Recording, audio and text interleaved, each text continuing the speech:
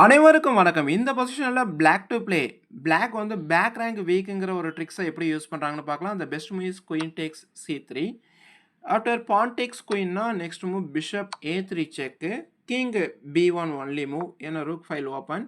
So இப்போ rook d1 check. இப்போ bishop வச்சு க்ளோஸ் பண்ணி ஆகணும். Next move rook takes bishop beautiful checkmate.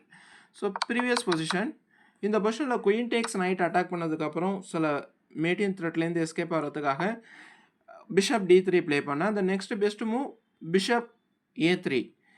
இதுக்கப்புறம் வந்து ஒயிட்டு இந்த பிஷப்பை அட்டாக் பண்ணாங்கன்னா இது பேட் மூவ் ஆக்சுவலாக. இதுக்கப்புறம் எப்படி பிளாக் பண்ணிருப்பான்னு பார்க்கலாம். இந்த best move is rook tax d3. இதுக்கப்புறம் வந்து பார்த்தீங்கன்னா இந்த இடத்துல பிளாக் ஒரு ரூக்கை சாக்ரிஃபைஸ் பண்ணுறாங்க. So queen tax rook. The next move rook d8.